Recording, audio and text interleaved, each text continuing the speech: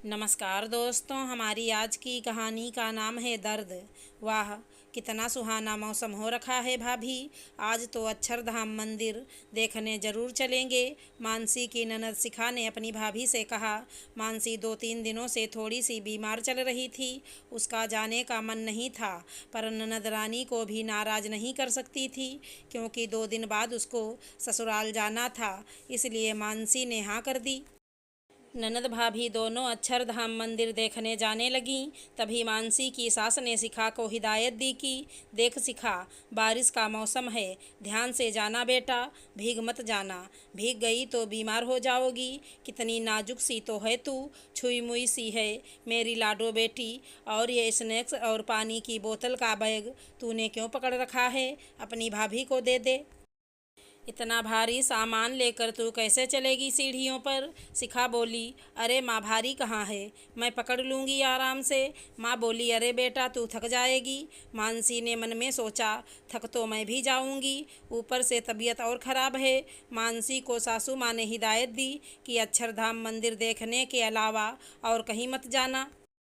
दोनों जल्दी घर आ जाना। और मानसी, तुझे वापस आकर खाना भी बनाना है रात का, इसलिए थोड़ा जल्दी करना। मानसी की तो पहले से ही बेचारी की थोड़ी सी तबीयत खराब थी। मानसी सोचने लगी कि आज तो कहीं तबीयत ज़्यादा ना खराब हो जाए। कैसे संभालूंगी कि इतना सब कुछ घर आकर खाने की भी तैयारी करनी है। लौटते लौटते शाम हो जाएगी। यह सब सोचते हुए दोनों ननद भाभी अक्षरधाम मंदिर देखने निकल पड़े। मौसम सच में बहुत सुहाना था। मंदिर से शहर की पूरी रौनक दिख रही थी। हरियाली थी चारों तरफ। बहुत खूबसूरत नज़ारा लग रहा था। शिखा बहुत खुश हो रही थी। ये सब देखकर, शिखा को खुश देखकर मानसी को भी अच्छा लगा। मानसी ने सोचा, अगर मैं मना करती तो इस बार भी पुराना किला देखना रह जाता। अच्छा हुआ आ गई। दोनों ननद भाभी ने खूब निहारा इस खूबसूरती को। मानसी बोली, अब चलते हैं शिखा, कहीं बारिश नहीं आ जाए। शिखा भी बोली, हाँ भाभी, अब चलते हैं। दोनों ने आधा रास्ता ही तय किया था कि बीच में बारिश होना शुरू हो गई। दोनों भीग गईं। बीच में कोई ऐसी जगह भी नहीं थी जहां रुक जाएं और बारिश से बच जाएं। नीचे उतरने तक दोनों भीग गईं। मानसी के तो सर्दी के कारण कपकपाहट शुरू हो गई, तो शिखा का छींकों के मारे बुरा हाल हो गया। जैसे तैसे करके दोनों घर पहुंची। जैसे ही घर में घुसी, मानसी की सास ने शिखा को जल्दी से तौलिया ला कर दिया और कपड़े बदलने के लिए भेज दिया। और मानसी को बोला कि तू जल्दी से अदरक वाली चाय बना। मानसी तो खुद बेचारी चाह रही थी कि कोई उसको चाय पिला दे, पर जैसे तैसे करके कपड़े चेंज किए और चाय बनाने चली गई। रसोई में चाय बनाकर सबको दी और खुद की चाय अपने कमरे में लेकर चली गई। तबीयत खराब सी लग रही थी, हाथ पैर टूट रहे थे, जैसे बुखार सा हो। चाय पीकर सो गई। थोड़ी देर बाद में मानसी का पति गौरव घर आता है। माँ को बोलता है, आज तो बहुत सुहाना मौसम हो रखा है माँ, चाय और पकौड़े खाने का मन हो रहा है। मानसी, कहाँ है माँ? माँ बोलती है, आज दोनों ननद भाभी अक्षरधाम देखने गई थी, आई हैं अभी थोड़ी देर पहले। शिखा के तो बारिश के भीगने से सर्दी हो गई, छींक ही छींक आ रही है। और यह मानसी पता नहीं कमरे में क्या कर रही है। चाय लेकर गई थी, अभी तक बाहर नहीं आई। तू जा और उसको बोल चाय पकौड़े के लिए, और रात के खाने की भी तैयारी करनी है। गौरव कमरे में जाता है और मानसी को यूं सोता हुआ देखकर बोलता है कि शाम के टाइम क्यों सो रही हो, चलो उठो, चाय पकौड़े बनाओ। मानसी, जो अभी तक शांत थी, सब कुछ बर्दाश्त कर रही थी, अचानक से गुस्से में आ जाती है और बोलती है, मैं आराम करने के लिए नहीं लेटी हूँ, मैं भी शिखा के साथ बारिश में भीगी हूँ। शिखा तो बारिश में भीगते ही बीमार हो गई, और जो मैं पहले से बीमार थी वो क्या बारिश में भीगने से सही होगी? बहू हूँ मैं, कोई सीमेंट की दीवार नहीं हूँ जिसके सर्दी गर्मी बारिश के होने से कोई फर्क नहीं पड़ता। वो तुमको भी पता है गौरव, मैं 2-3 दिन से तुम्हें बोल रही हूँ कि मेरी तबीयत थोड़ी सही नहीं है, पर काम करती रहती हूँ, तुम ध्यान ही नहीं दोगे। नहीं होगा मुझसे आज का काम।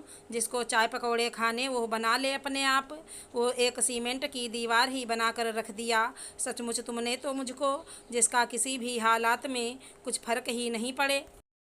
फर्क पड़ता है हमको भी, बेटियां ही नहीं बहुएं भी बीमार होती हैं।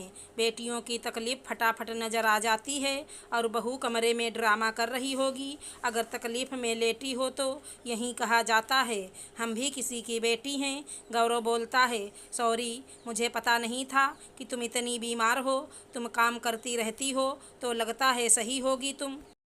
चलो अब आराम करो, सही हैं तुम्हारी बातें, प्लीज़ अब गुस्सा छोड़ दो। तभी शिखा और माँ भी कमरे में आ जाते हैं। मानसी की तेज़ आवाज़ सुनकर शिखा बोलती है, सही तो बोल रही हैं भाभी। अगर मेरे ससुराल में भी मुझसे ऐसा व्यवहार किया जाएगा तो मैं भी शायद ऐसा ही बोलूँगी। माँ, भाभी की तकलीफ़ भी देखा करो। वह बार बार बोलती नहीं हैं कि मैं बीमार हूँ, तो इसका मतलब ये नहीं हुआ कि वो सही हैं। कभी कभी तो आप खुद ही महसूस कर लिया करो। जैसे आप मेरी तकलीफ़ देख कर समझ जाते हो कि मैं बीमार हूँ, वैसे ही भाभी की तकलीफ़ देख कर भी समझ जाया करो। भाभी, आप सीमेंट की दीवार नहीं हैं, मेरी जैसी एक लड़की हो। माँ कुछ नहीं बोली और चुपचाप कमरे में से चली जाती हैं। थोड़ी देर बाद आती हैं और एक गिलास में काढ़ा लेकर और मानसी को पीने के लिए देती हैं और बोलती हैं, इसको पी ले बेटा मानसी, और जो अभी तक हुआ उसके लिए सॉरी बेटा। पता नहीं क्यों यह सासपना अपनापन भुला देता है बेटा अपनी बहू को लेकर। पर अब से कोशिश करूँगी कि तुम्हें इतना अपनापन दूँ कि तुम्हारी हर तकलीफ़ तुम्हारे बोले बिना ही मुझे नज़र आ जाए। गौरव माँ को छेड़ते हुए बोलता है, आज आपकी बहू बहुत तकलीफ़ में है माँ, तो अब शाम का खाना। तभी माँ बीच में बोलती है, तू है ना बनाने के लिए। आज माँ बेटा साथ में खाना बनाएंगे और अपनी बहू को खिलाएंगे। मानसी को आराम करने का बोल सब खाना बनाने की तैयारी में जुट जाते हैं और मानसी आराम से आज आराम कर पा रही है बिना किसी काम की चिंता के।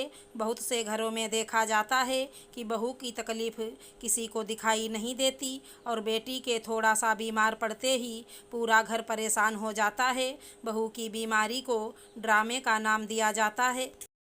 बहू भी आखिर किसी की बेटी होती है। बहू कोई सीमेंट की दीवार नहीं होती, उसको भी फ़र्क पड़ता है।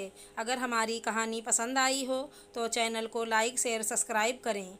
राधे राधे दोस्तों।